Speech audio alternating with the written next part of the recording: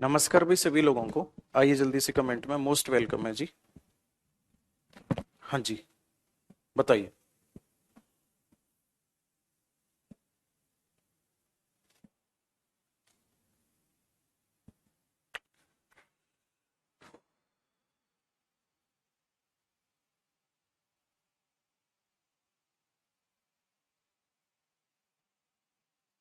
कल की क्लास में क्या कराया था?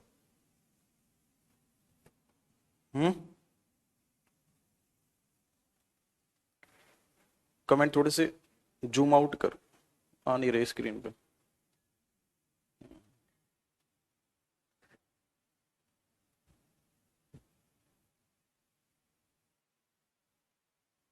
ठीक है। हाँ जी। इंडोनेशिया हो गया था। चलो आज की क्लास में हेडिंग डालो आप जल्दी से, साउथ वेस्ट एशिया। ओके, आज साउथ वेस्ट एशिया के बारे में पढ़ते हैं, ठीक है।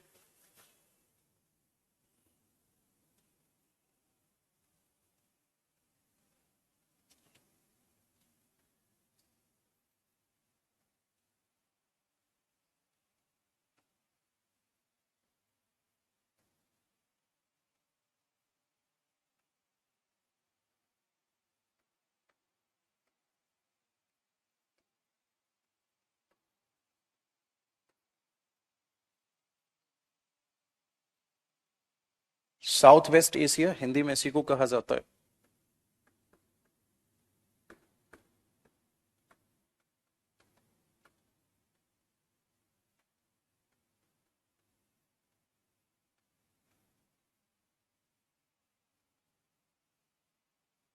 दक्षिण पश्चिम Asia.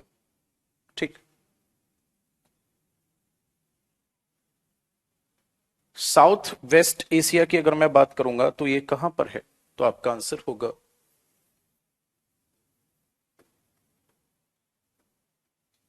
located on Arabian Peninsula।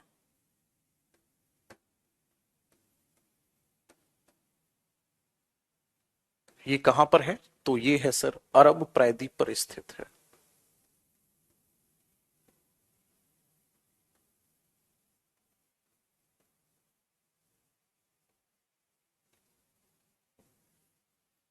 अरब प्रायद्वीप पर स्थित है और यहाँ की क्लाइमेट कैसी है?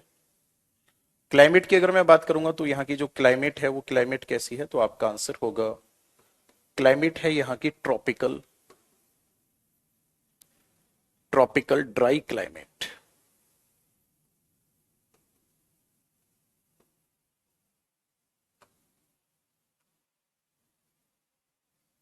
यहाँ पे उष्ण,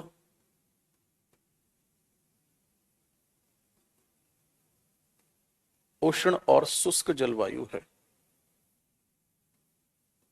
ना। ट्रॉपिकल क्लाइमेट है यहाँ की। ये पूरा का पूरा रीजन किससे बना हुआ है, तो आपका आंसर होगा यहाँ पर बेसाल्टिक रॉक्स आर फाउंड,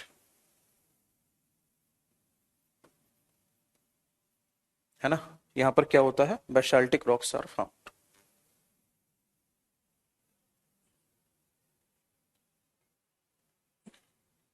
यहाँ क्या होता है?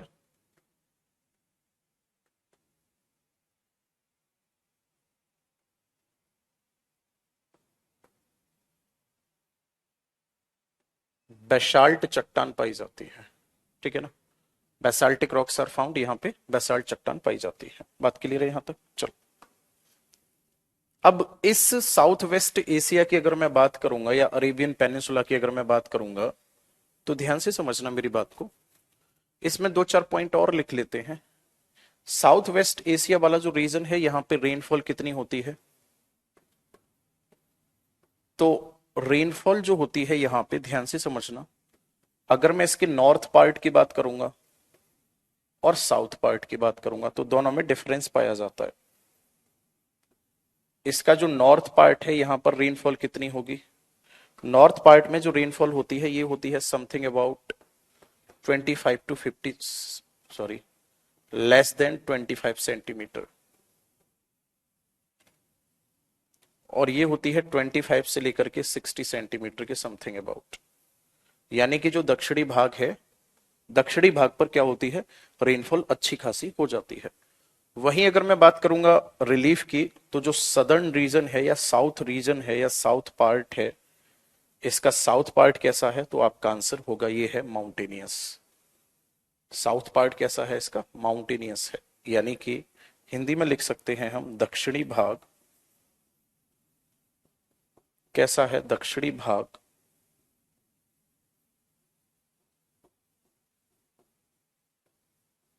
पर्वतीय क्षेत्र है। ठीक है, दक्षिणी भाग कैसा क्षेत्र है, तो आपका आंसर होगा ये पर्वतीय क्षेत्र है। ओके, नोट कर दो जल्दी से। अरेबियन पेनिनसुला कहाँ पड़ेगा, एक छोटा मैप बना लेते हैं, उसके बाद फिर बड़े मैप पे समझेंगे। जैसे देखो ये अफ्रीका कॉन्टिनेंट है,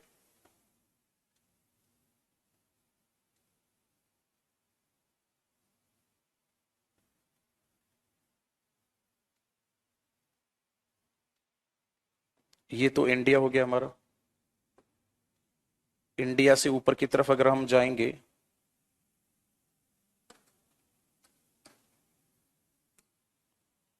तो ये पड़ता है अरेबियन पेनिनसुला।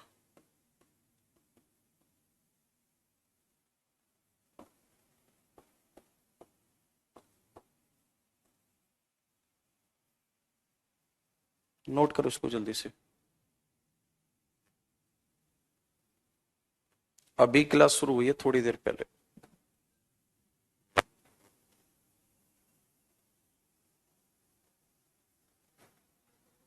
हम्म, हम्म।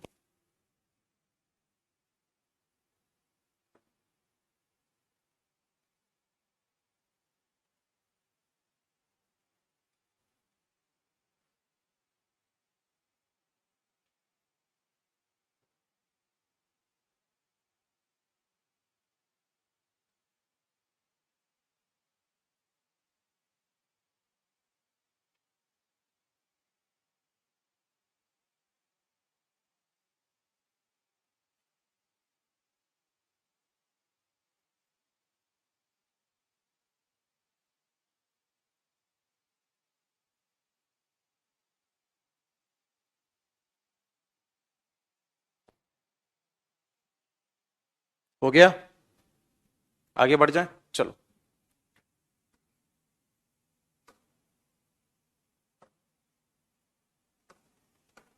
देखो,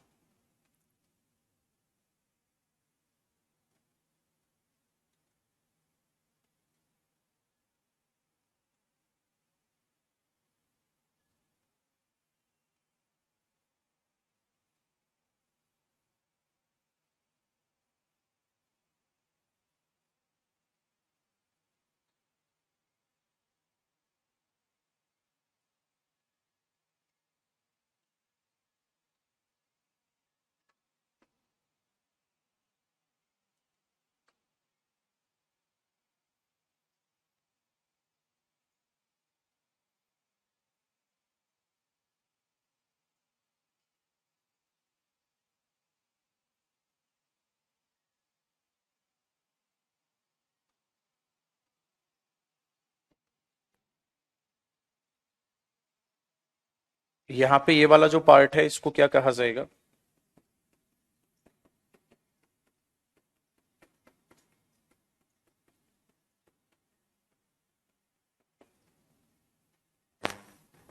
इसको कहा जाएगा रेड सी।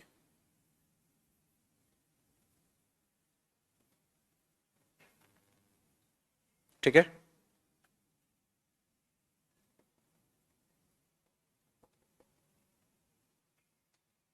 इसको क्या कहा जाता है, पर्शियन गल्फ।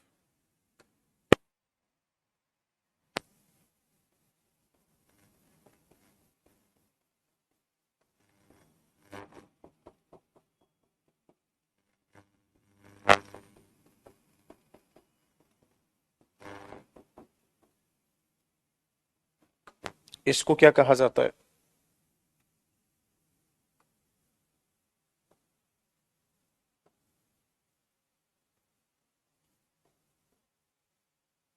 अदन की खाड़ी,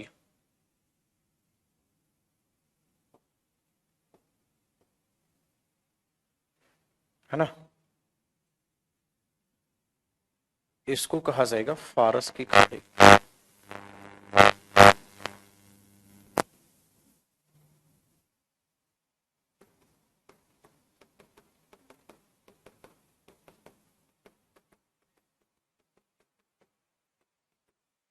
इसको कहा जाता है गल्फ ऑफ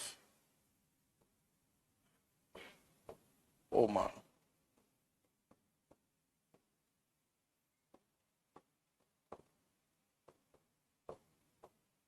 ओमान की खाड़ी, बराबर।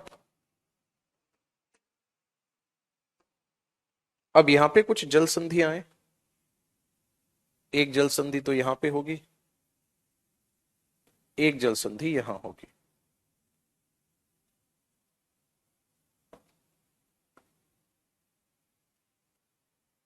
इस जल संधि को क्या कहा जाता है?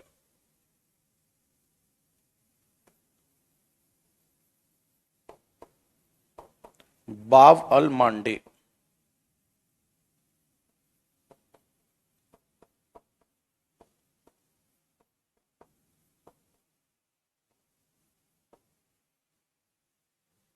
और इस जल संधि को क्या कहा जाता है?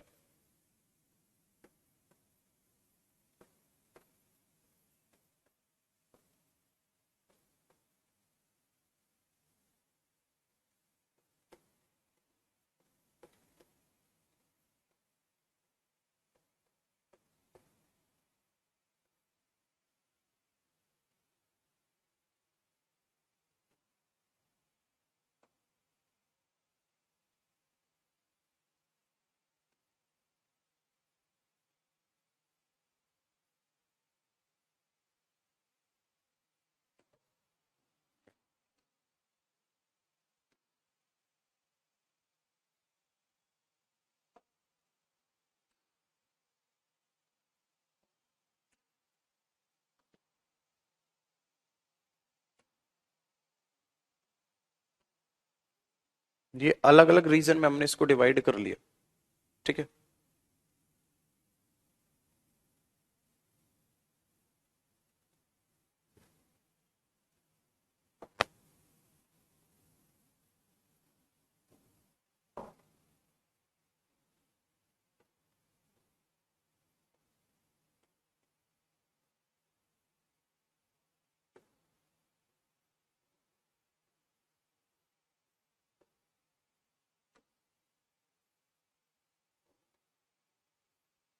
ये है सऊदी अरब,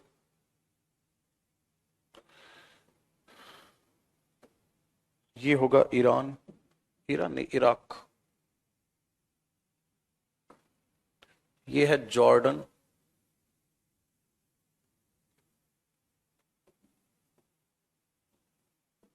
ये है यमन, और ये है ओमान, ठीक है। पहले इसको बना दो पूरा, उसके बाद फिर एक एक करके आगे बढ़ते हैं। अच्छा, यहां नीचे की तरफ यहां पे क्या होगा?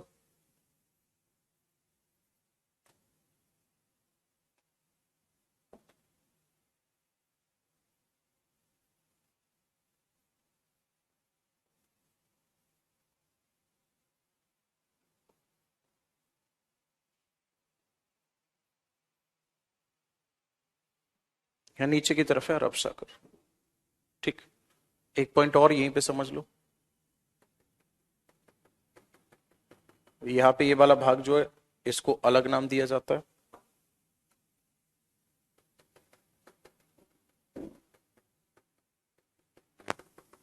इसको तो कहा जाता है सिनाई गल्फ, सॉरी,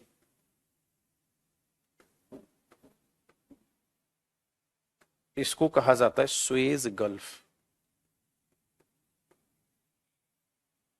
इसे क्या कहा जाता है? सुएज गल्फ कहा जाता है। और इसको कहा जाता है क्या?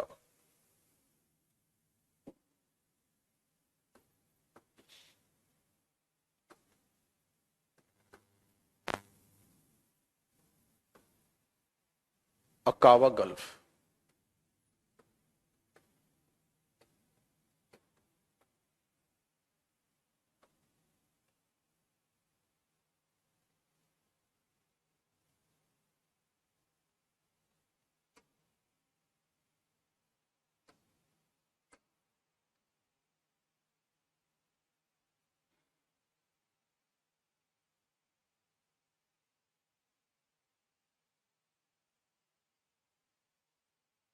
अभी येलो वाला रीजन होगा पेनिनसुला होगा या नहीं होगा? अरे सिंपल सी बात है, पेनिनसुला होगा सर। तो ये जो येलो वाला रीजन है इसकी अगर मैं बात करूंगा, टर्की भी इसी में आएगा। येलो वाला रीजन जो है ये क्या होगा? येलो वाला जो रीजन होगा इसको कहा जाएगा पेनिनसुला। यस और नो, कमेंट करो जल्दी। कमेंट में आओ सारे लोग जल्दी से।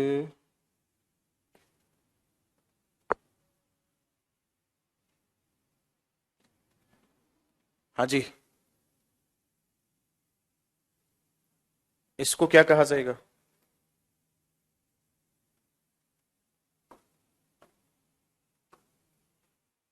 पेनिनसुला कहा जाएगा या नहीं? बिल्कुल कहा जाएगा। तो इसको नाम दिया गया था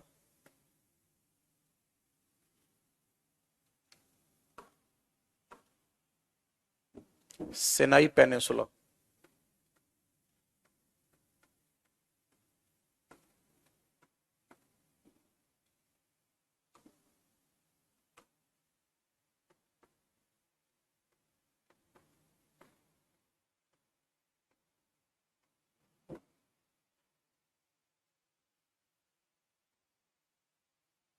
और इसी को क्या करके इसको ड्रिल किया गया?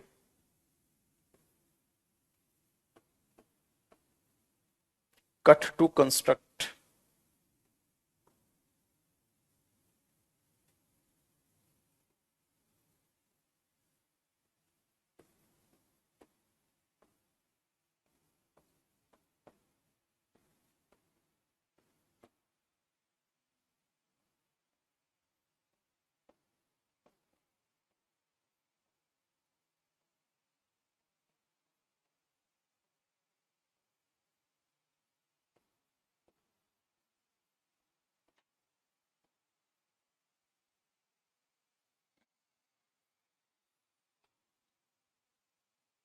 स्वेज नहर बनाने के लिए इसको क्या किया गया? इसको काटा गया, काट दिया गया भाई। Cut to construct Suez canal.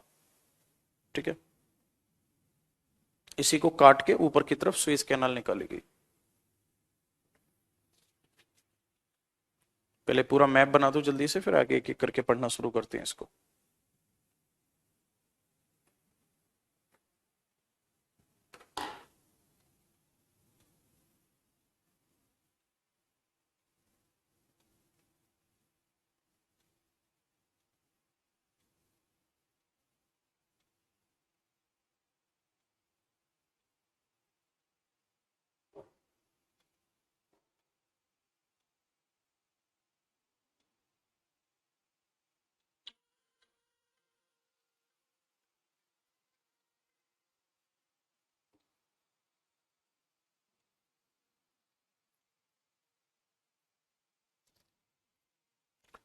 यार कमेंट करो जल्दी, पता ही नहीं चल पा रहा क्लास चल रही है नहीं।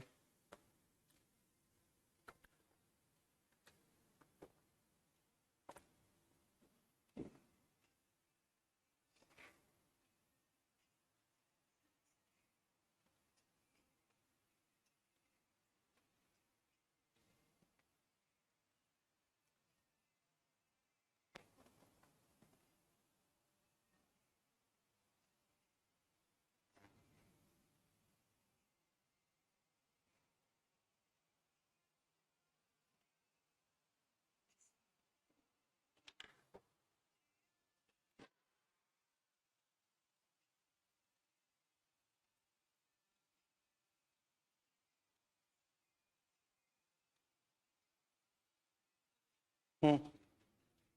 हम्म।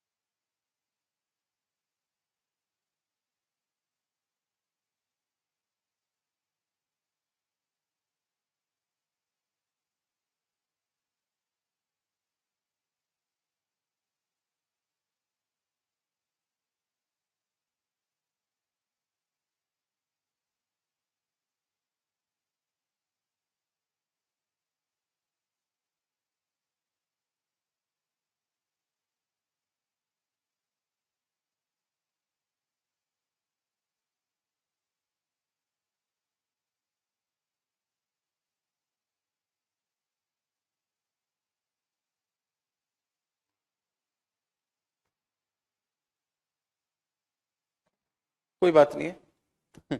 मैं ये कह रहा था, कॉन्टिनेंट तो शायद आपका लास्ट बचा हुआ है ना, एशिया, बाकी सब तो शायद करा दिए, या और कोई भी बचता है, एक बार कमेंट करना। कौन कौन से कॉन्टिनेंट रह गए अब आपके? हाँ जी, सऊदी अरेबिया में आगे अगर हम बात करेंगे तो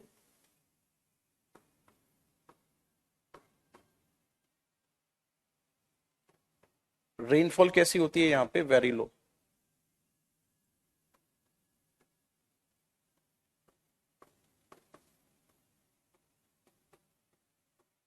निम्न वर्षा होती है सर यहाँ पे।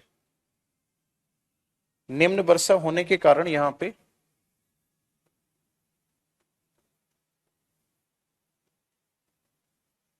Arid forest are found. ठीक है ना, यहाँ पे क्या होते हैं?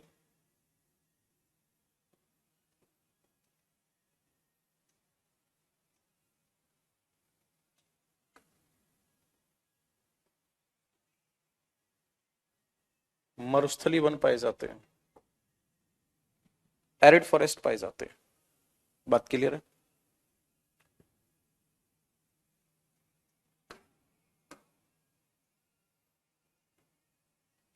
एग्रीकल्चरल एरिया कितना है?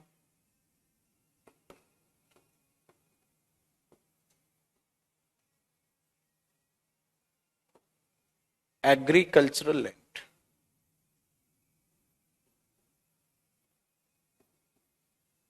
1% है कृषि योग्य भूमि।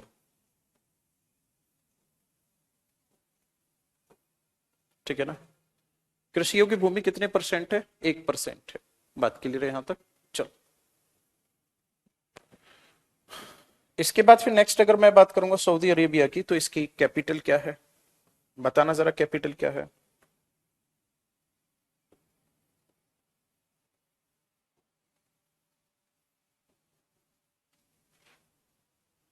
कैपिटल क्या है इसकी सऊदी अरेबिया की?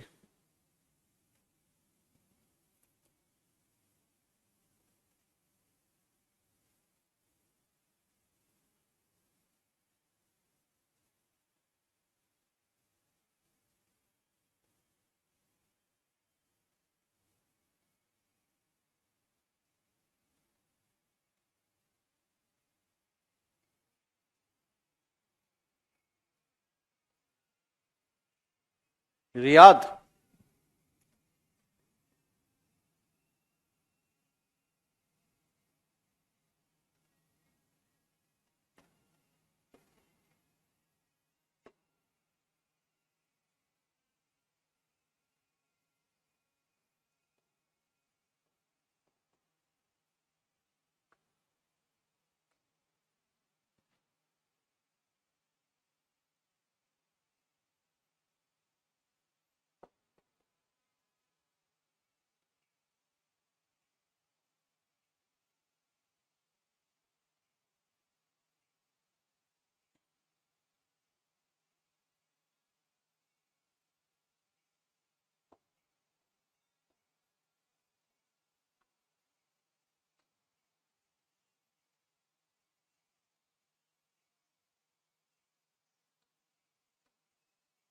नॉर्थ में कौन कौन सी कंट्री है? एक तो जॉर्डन है, एक इराक है। ईस्ट में क्या है? ईस्ट में कंट्री पड़ते हैं जैसे कतर है ना?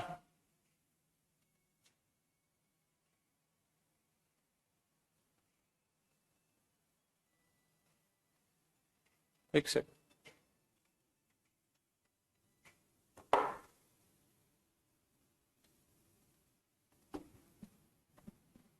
ईस्ट में क्या क्या पड़ता है? कतर है, यूएई है, और क्या है? Persian gulf. साउथ में क्या है? एक तो यमन कंट्री है, और ओमान कंट्री है। वेस्ट में क्या है? रेड सी है। ये इसकी लोकेशन होगी।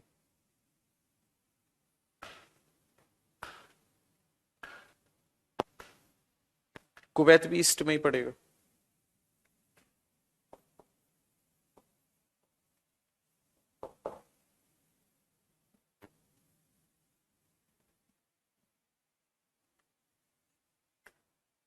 नोट करो जल्दी से।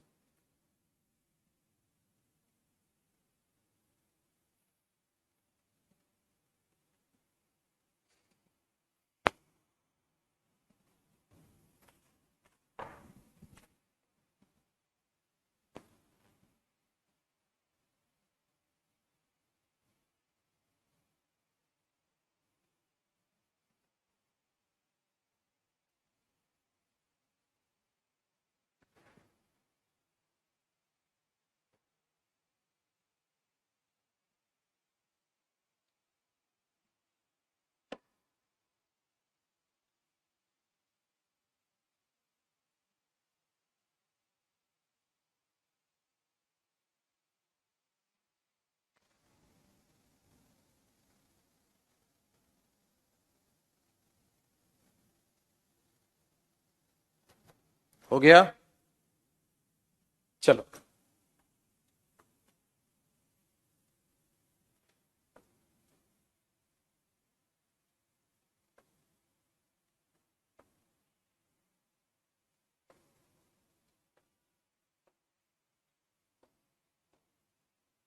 Physiographic reason.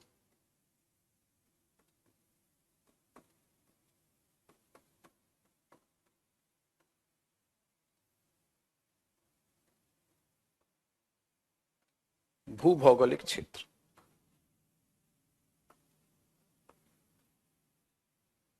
फिजियोग्राफिक रीजन में क्या होता है, देखो ध्यान से।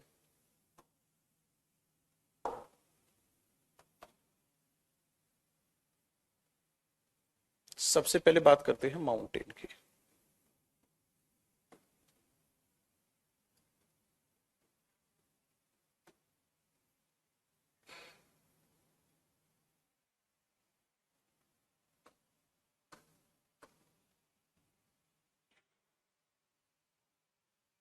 तो इसका जो वेस्ट पार्ट है,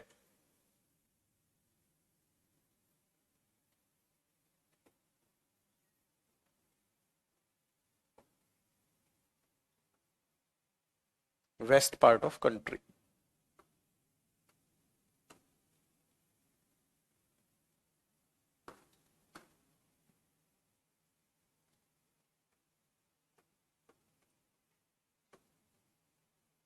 माउंटेन चेन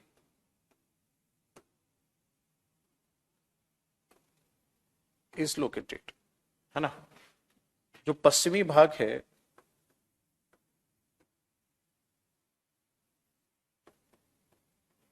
पश्चिमी भाग में पर्वतीय श्रृंखला,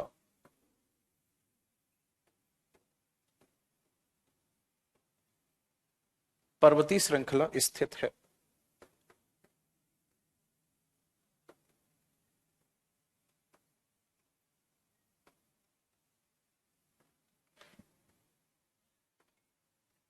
और इसका नाम क्या है?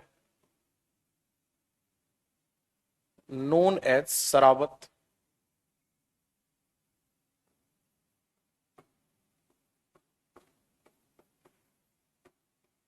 Known as Sarawat mountain. इसको क्या कहा जाता है?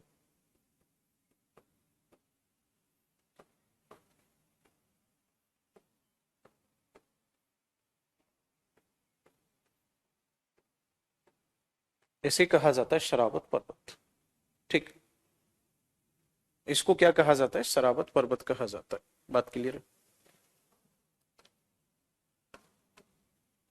अब ध्यान से समझना, शरावत माउंटेन जो होगा, इसको 3 पार्ट्स में डिवाइड कर दिया जाता है। ठीक, मैं लिख रहा हूं यहां पे।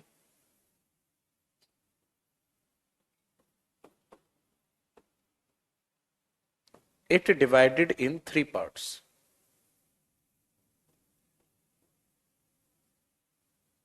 एक तो नॉर्थ पार्ट,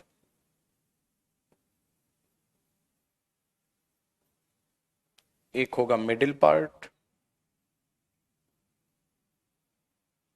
और एक होगा इसी का साउथ पार्ट।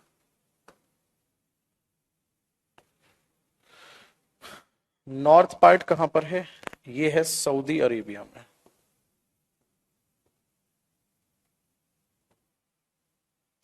मिडिल पार्ट कहां पर है?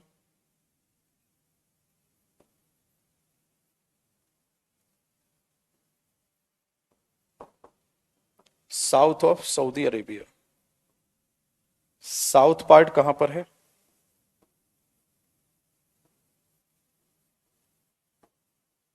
ये पड़ता है यमन में।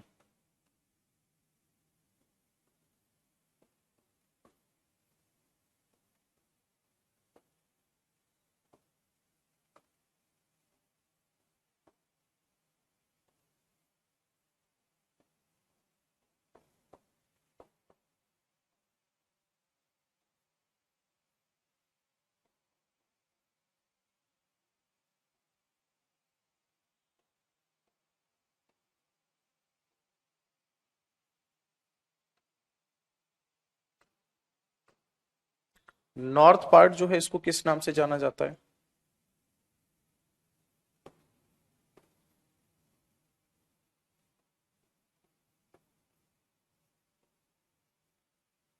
इसको कहा जाता है हेजाज माउंटेन या हेजाज पर्वत। मिडिल पार्ट को क्या कहा जाता है?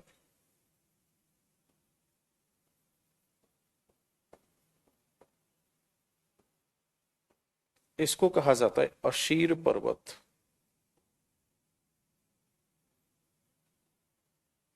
ठीक है। साउथ पार्ट को क्या कहा जाता है?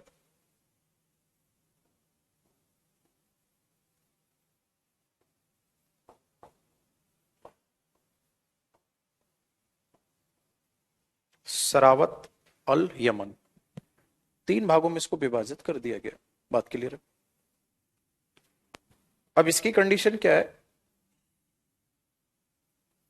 ये कंडीशन, ये तो है इसका कौन सा पार्ट? North part.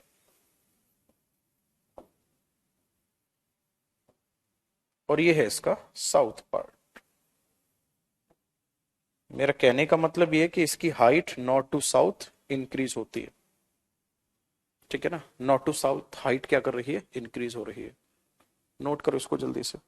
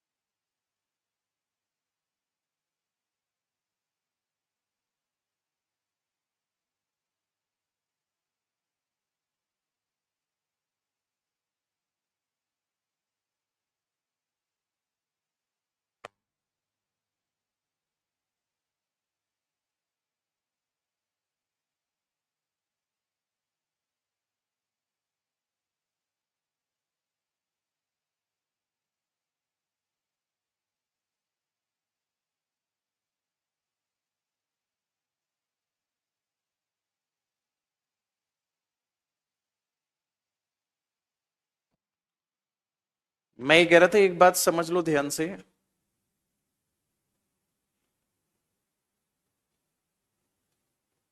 ऐसा नहीं है इस कॉन्टिनेंट में केवल और केवल यही कंट्री है।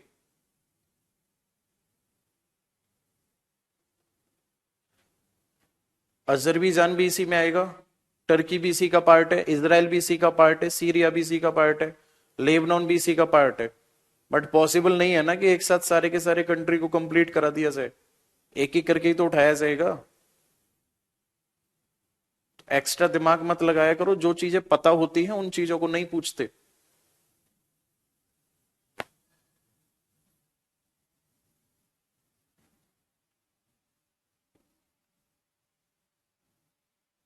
हो गया ये?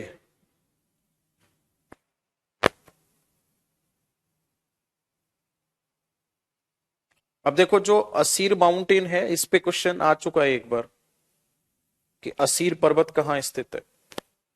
असीर पर्वत की जो सबसे ऊंची चोटी है उसका नाम है माउंट श्वादा या माउंट सौदा, और इसकी ऊंचाई है 31-33 मीटर। और यही क्या है, सऊदी अरब की सबसे ऊंची चोटी है।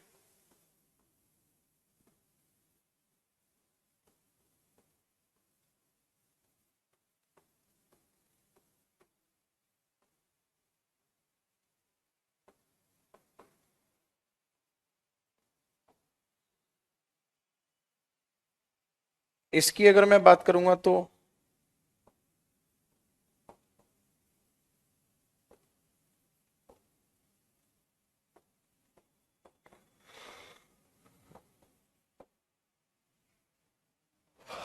Mount सोयाब 3166 metre. तो ये यमन की तो सबसे ऊंची चोटी होगी होगी, ठीक है। ये यमन की तो सबसे ऊंची चोटी होगी होगी। यमन के साथ साथ ये पूरे सरावत माउंटेन की सबसे ऊंची चोटी है, ठीक है ना। मैं लिख देता हूं यहां पे ये शरावत पर्वत की। सर नमस्कार। हाँ जी सर। ये है सर 9:30 बजे तक है। हाँ ठीक है, मैं बुला लूंगा। ये सबसे ऊंची चोटी है सरावत पर्वत की, और यमन की भी सबसे ऊंची चोटी है, ठीक है।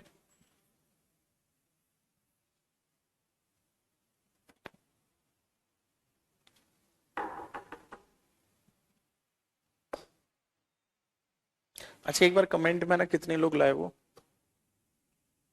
एक तो मौसम यार ऐसा हो रखा है, सुबह सुबह आपको ही ऐसा लग रहा है, मुझे ही कोई बॉडी में प्रॉब्लम है।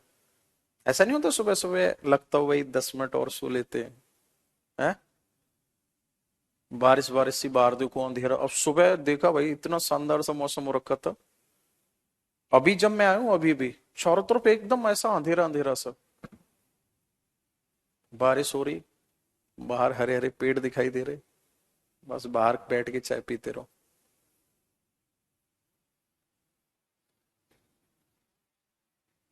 और मुझे लग रहा है मौसम का ही कहर है, आधी जनता गायब है क्लास में से। सबके कमेंट आ रहे हैं, हमें भी ऐसा लग रहा है। रश्मि का कमेंट आ रहा है, नहीं सर आपको ही है। ऐसा हो सकता है आप ज्यादा डेडिकेटेड हो, है ना। बाद बाकी लोग तो ऐसे ही हैं चलते फिरते, आपके ऊपर भारी जिम्मेदारियां हैं, तो आप ज्यादा डेडिकेटेड हो तो आपको नहीं लग रहा हो, बट हमें तो लग रहा है जी, है ना। सर ऐसा ही मेरठ में हो रहा है। हाँ चारों तरफ ऐसा ही हो रहा है। मेरठ कौन सा आउट ऑफ कंट्री है, इससे नोट कर दो।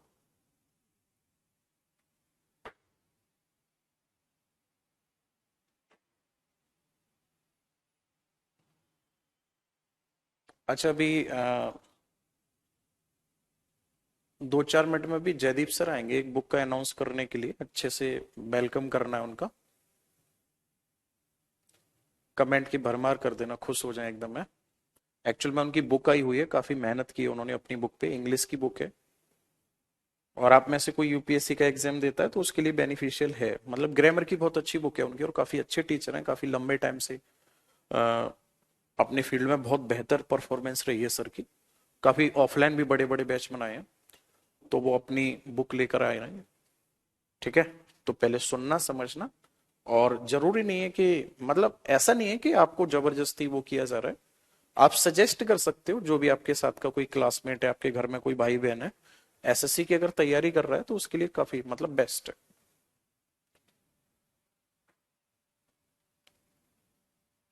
सर याद कैसे करें, जीके जीएस याद नहीं रह रहा है, ज्यादा से ज्यादा स्कोर कैसे करें, ये भी मुद्दा है। हम्म। मैंने शायद बोला था एक दिन, आपसे ही बोला था कि याद कैसे करें बताएंगे एक दिन। एक पॉइंट समझो भी यहाँ, देखो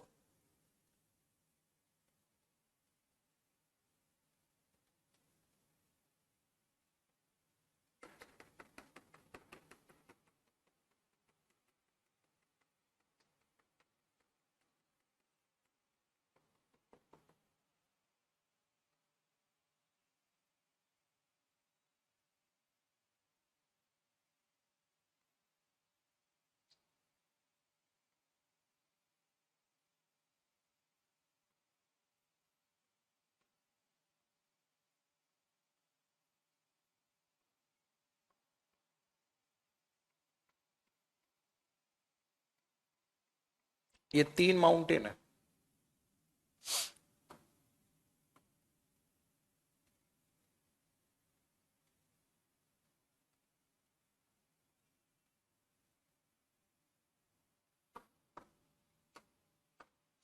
इसको हमने क्या नाम दिया? हेजाज। इसको हमने क्या नाम दिया? असीर। और इसको हमने क्या नाम दिया? शॉर्ट में लिख दू, SEL, यमन, शराबती यमन। अल हबीबी वाली फीलिंग आएगी इसको पढ़ के आपको। क्यों भाई? अब यहां पे अगर मैं बात करूंगा तो यहां पे क्या होंगे?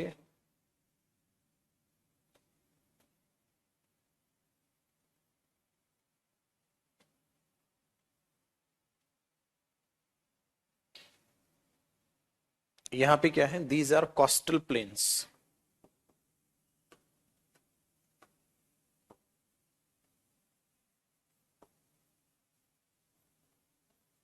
These are coastal planes.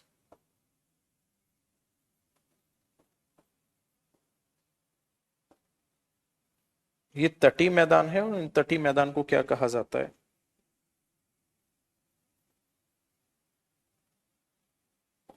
इनको तिमाहा कहा जाता है। और इस माउंटेन के इधर का जो रीजन है, ठीक है ना, यहां पे ये जो रीजन है यहां पे पबल्स प्लस सेंट, इन दोनों से बना हुआ ये हाईलैंड्स है।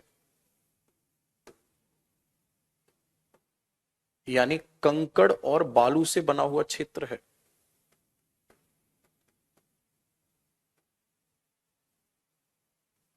कंकड़ और बालू से बना हुआ क्या है? ये क्षेत्र है, या इसी को कहा जाता है, इससे बनी हुई ये क्या है? उच्च भूमि है।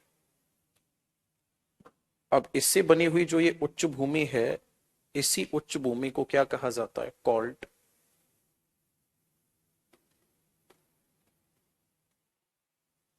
इसको नज्द बोला जाता है।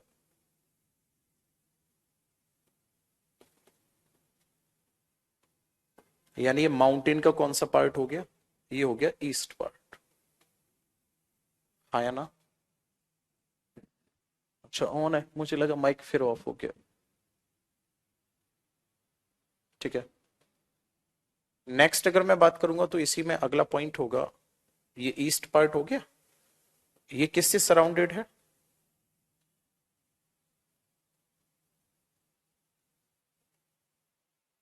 Surrounded by desert. ये मरुस्थल से घिरा है।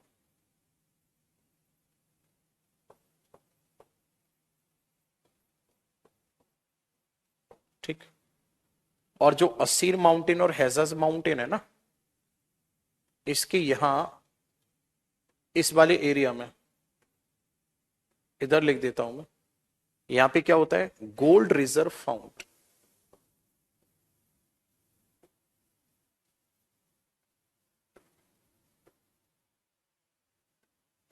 यहां सोने के भंडार पाए जाते हैं।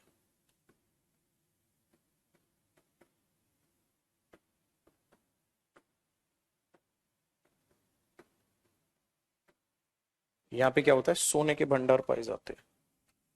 और जब यहां सोने के भंडार पाए जाते हैं तो इसको क्या कहा जाता है? कॉल्ट।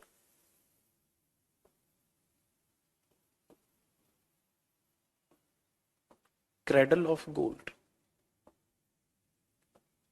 इसे सोने का पालना कहा जाता है।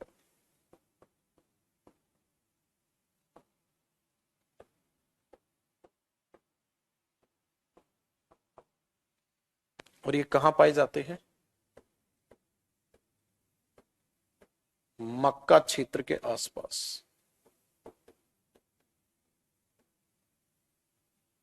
नोट करो।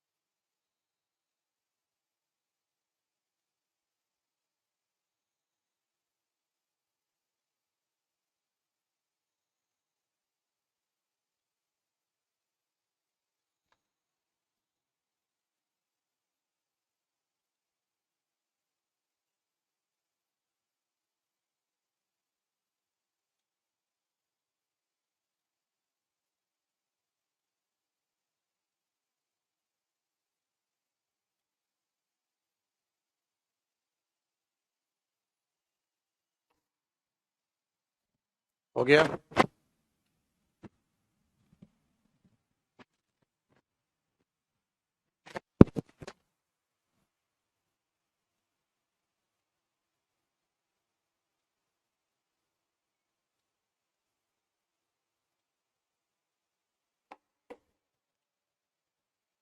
एक बार इसकी हाइट चेक कर लेना, सोए आपकी कितनी है।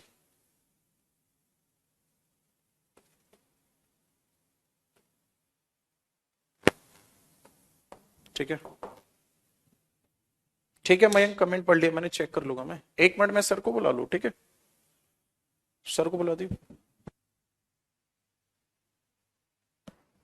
1 मिनट, थोड़ा ध्यान रखना, सारे लोग कमेंट में आ जाओ जल्दी से।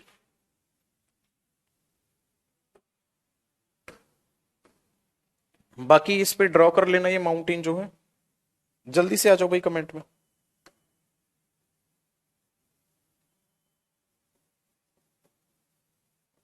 यहाँ पे इस टाइप इस जगह पे माउंटेन है।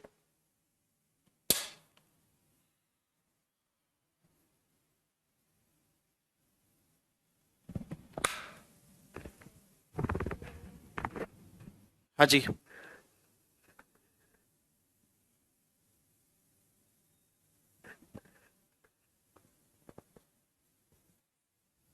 नहीं, कमेंट आ रहा है, चंद्र कमेंट आ रहा है आपका, ओके, सारे लोगों के कमेंट आ रहे हैं।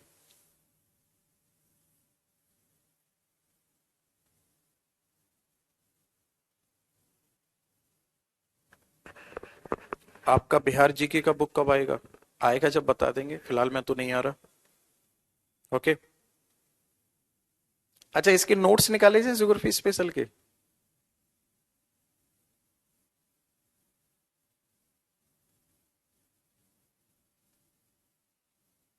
सर मिस्टेक हुआ है, किस में, पीक में? उसमें एक जगह 3670 दिखा रहा है।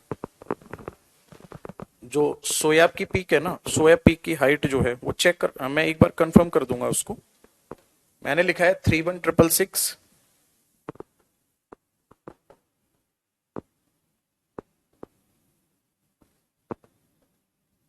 3670 मीटर दिखा रहा होगा इंटरनेट पे, बट बुक में दे रहा है 31666। ठीक है। हाँ जी।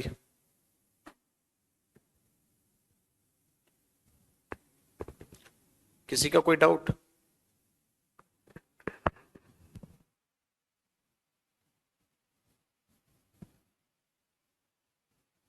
बिहार का कोई कोर्स करवा दीजिए, किस टाइप का कोर्स करवा दें सोनू?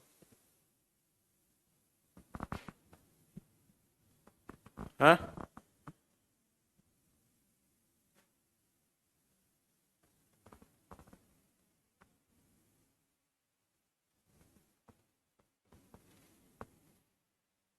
यहाँ पे मुझे याद दिला देना, सुएज कैनाल प्रोजेक्ट पूरा डिटेल में कराना है। सुएज कैनाल 2 भी आया है, ठीक है, सुएज कैनाल 2 भी आया है।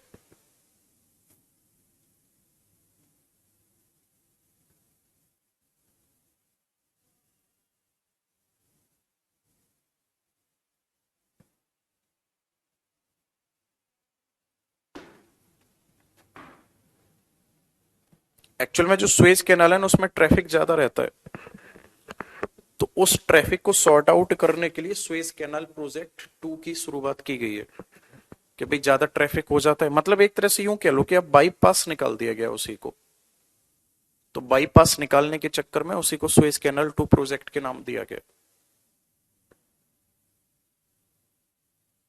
सर प्रैक्टिस भी करवाएं। हाँ यार, प्रैक्टिस वाला जो बैच है ना उसकी शुरुआत करेंगे अब फिर से। मेरे काफी सारे बैच फिनिश हो गए हैं, स्लॉट खाली हो रहे हैं, तो मैं उसमें प्रैक्टिस की शुरुआत करवाऊंगा बहुत जल्दी।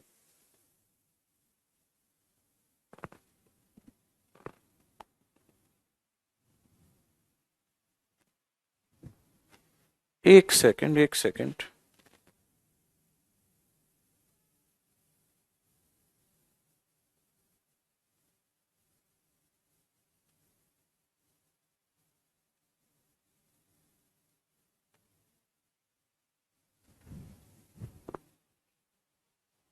अच्छा, ये मिस्टेक कर दी थी मैंने। 31,666 कर दी थी। ओके, 3666 होगा, 3666 होगा। वही मैं कह रहा था, मैंने कहा मिस्टेक कैसे बता रही है। मयंक का कमेंट आया था ना, 3666 होगा, वो 31,666 हो गया था।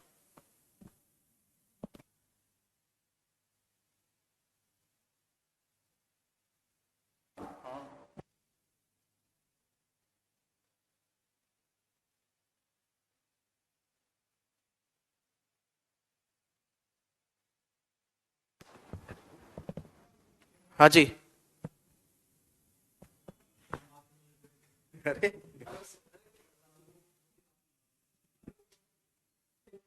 हाँ जी, आ जाओ भाई जल्दी, खुश कर दो सर को आज एकदम, 5 मिनट की बात है। आओ जल्दी से कमेंट, यहीं तो रखिए वो।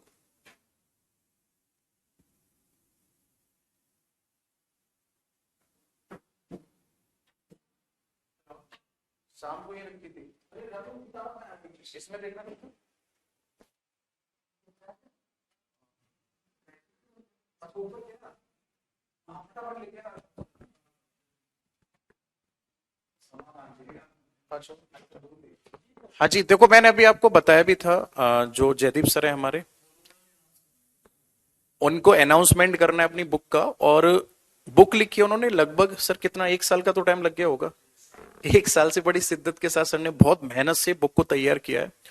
और आप लोग जितने भी यूपीएससी का एग्जाम देते हो उनमें आपको अच्छे से पता है, सी सेट का एग्जाम होता है, उसमें भी काफी वैल्यू है इंग्लिश की। और सबसे बड़ी बात, जब आप यूपीएससी मेंस का जब एग्जाम दोगे तो फिर वहां पे एक लैंग्वेज को चूज करना होता है, लैंग्वेज का भी एग्जाम देना होता है। मतलब फाइनली ये कि अगर आपको यूपीएससी का एग्जाम क्रैक करना है, पीसीएस का एग्जाम क्रैक करना है, इंग्लिश को पढ़ना ही पड़ेगा आपको हर हाल में, ठीक है? तो आपके लिए बेनिफिशियल हो सकती है। उसके साथ साथ अगर आपकी फैमिली में कोई भी अगर आपके हैं जो एसएससी की तैयारी कर रहे हैं, उन सबके लिए बेनिफिशियल है। बाकी बुक की क्या क्या और खासियत है, सर ने कैसे उसको तैयार किया, सर बताएंगे। सर मोस्ट वेलकम है, आइए।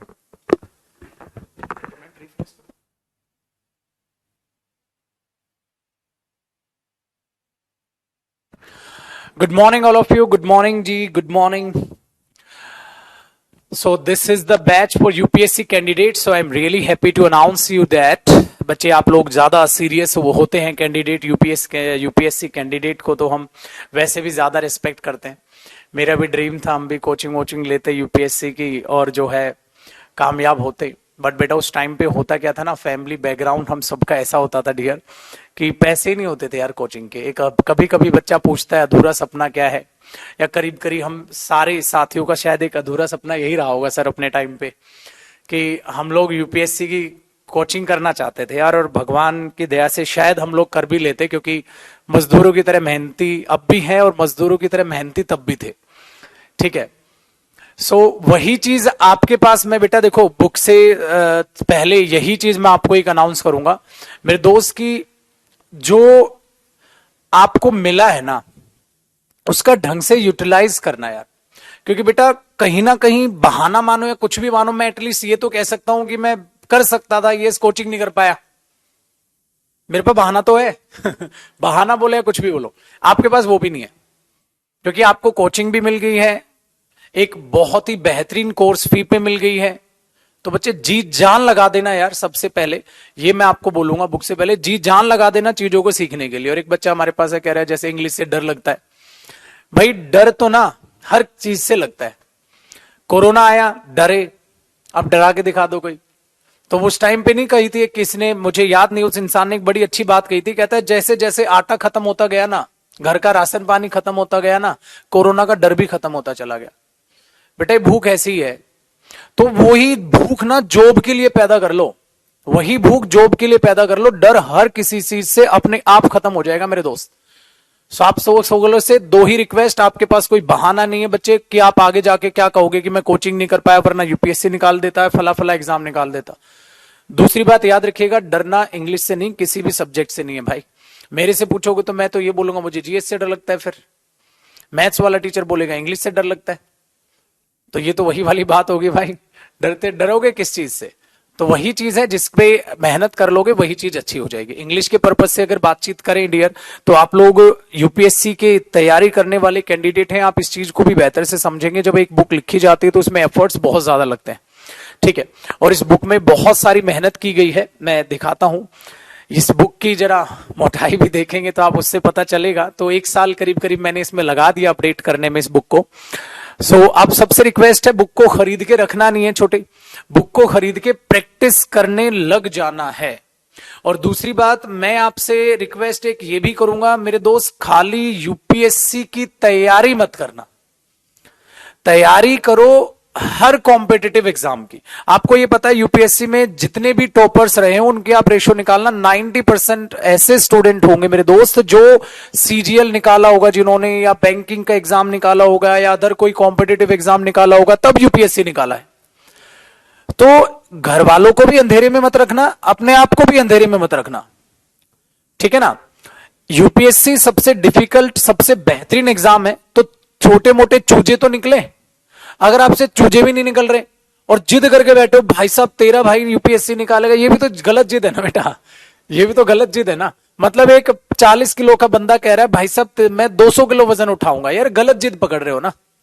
पहले भाई थोड़ी से तो स्टार्ट कर। और अब ये फिर से दूसरी वाली बात है, क्योंकि आप किसी भी कोर्स को हमारी ऐप पर ज्वाइन करो बच्चे, वो हर कोर्स इतना नॉमिनल कोर्स फी पे है कि हर चीज आपसे सिर्फ मेहनत मांग रही है, आपसे आपका समय मांग रही है। पैसे की तो कोई वैल्यू नहीं है यहाँ, पैसे की कोई बात ही नहीं हो रही यार। हर कोर्स से आप कोई भी लो। मैं ये नहीं कह रहा बेटा कि यूपीएससी है, मैं तो खुद अपने बैचेस में चिल्ला चिल्ला के कहता हूं मैं उससे बड़ा गधा बेवकूफ कोई नहीं है कि जो एक जॉब को लेकर रुक जाए। अरे भगवान ने क्या पता तेरी तकदीर में क्या लिख रखा था, है भाई, तेरी तकदीर में क्या लिख रखा था भगवान ने क्या पता, अब तू एक ही जॉब से खुश हो गया। तो जो सीजीएल निकालता है मैं उसको भी बोलता हूं भाई यूपीएससी जरूर ट्राई करना यार एक बार, ठीक है। दूसरा जो बैंक निकालता है उसको बोलता हूं यूपीएससी जरूर ट्राई करना। अगर यूपीएससी में भगवान करे आपका सिलेक्शन हो, अगर बेटा फेल भी हो ना, इस जमाने से कई कोसों दूर ऊपर उठ जाओगे आप, कितनी पॉपुलेशन से ऊपर उठ जाओगे, नॉलेज में बहुत ही बेहतरीन होगा। इस बात को याद रखिएगा। आजकल मैं जो कमी महसूस करता हूं ये करता हूं कि जब भी कहीं घूमने जाते हैं ना, तो सर जाएंगे तो टेक्निकल घूम के आएंगे, सर को हर एरिया का पता है, हाँ भाई इसमें क्या मशहूर है, इसमें क्या मशहूर है। हम जैसे बंदे क्या बोलेंगे यहां से कौन सी नदी जा रही है, तो वो महसूस होती है यार, लैक ऑफ नॉलेज है। और क्योंकि जीएस आज के टाइम में ना एक ऐसी रिक्वायरमेंट बन चुकी है जिसकी नॉलेज आपको यूपीएससी में बहुत बेहतरीन हो जाएगी। इंसान बनना सिखा देती है बेसिकली यूपीएससी, डिसिप्लिन में रहना सिखा देती है। तो इंसान को इंसान बनाता है यूपीएससी की कोचिंग, और सिलेक्शन हो, मैं तो यही दुआ करूंगा प्रभु से कि आप लोगों का सिलेक्शन। बट याद रखिएगा बेटा, हर एग्जाम की तैयारी करो, और हर एग्जाम के लिए बुक हमने बेसिकली कंडक्ट की है, हर एग्जाम के लिए बेसिकली कंडक्ट की है। अगर आप यूपीएससी के लिए भी प्रैक्टिस करना चाहें तो इस बुक से कर सकते हैं। बेसिकली यूपीएससी में 80% कॉम्प्रिहेंशन पार्ट ही होता है, वोकैब पार्ट होता है 80%। अगर इंग्लिश की बात करें तो इसमें से आप कॉम्प्रिहेंशन और वोकैब प्रैक्टिस कर सकते हैं। और फिर मैं बोलूंगा सर मेरा लक्ष्य सिर्फ एक ही है, यूपीएससी यूपीएससी यूपीएससी यूपीएससी। तो बच्चे मैं आपसे फिर मूर्ख कोई नहीं मानता। आप सारे के सारा रिस्क एक जॉब पर नहीं लगा सकते, गलत बात है। नहीं हुआ तो दिक्कत में आ जाओगे। इसलिए हर जॉब की तैयारी करो, दिल से तैयारी करो, ठीक है, और मेहनत झोंक दो। और कभी भी ये शब्द यूज मत करो इंग्लिश से डर लगता है, बाकी किसी चीज से डर लगता है। भाई डर तो ये चीज तो फिर इररेलेवेंट हो जाएगी, ये चीज तो बोलना गलत हो जाएगा। बेटा अब भी बहुत से ऐसे लोग हैं, आप बैच तो ले रहे हैं, उनके पास बैच लेने के भी पैसे नहीं है। आप बोलोगे सर इतना सस्ता है, तब भी नहीं है क्या? तब भी नहीं है भाई, ऐसे लोग भी हैं। वो कहते हैं एक बार कोई बैच तो दिला दे, आग लगा देंगे, ऐसे बच्चे भी हैं बेटा। तो प्लीज उनकी भी रिस्पेक्ट करो, उनसे पता चलेगा कि आपको जो मिला है भगवान ने बहुत ज्यादा दिया है। तो मेहनत कीजिएगा। और बुक में जो है सारा प्रीवियस ईयर एसएससी का सारा इंक्लूडेड है, इसलिए आप किसी भी जॉब की जब तैयारी करने जाते हैं तो प्रैक्टिस मस्ट आपके लिए बन जाती है। Practice makes a man perfect. So perfect practice makes a man perfect. तो अपनी प्रैक्टिस से पहले परफेक्ट लगाने के लिए जितनी ज्यादा प्रैक्टिस करोगे उतना बहुत ही बेहतरीन है, बहुत ही गजब है। So thank you so much my dear students for your precious time. I know the value of time of yours and please do not afraid of hard work. Please do that. So मेहनत करो, और मेहनत करने से सफलता मिलती है, ये बकवास बात है भाई। लगातार मेहनत करने से सफलता मिलती है, ये बात सही है। सो मेहनत करो और लगातार करनी पड़ेगी, ठीक है। चलिए, thank you so much, bye bye, take care, thank you, thank you.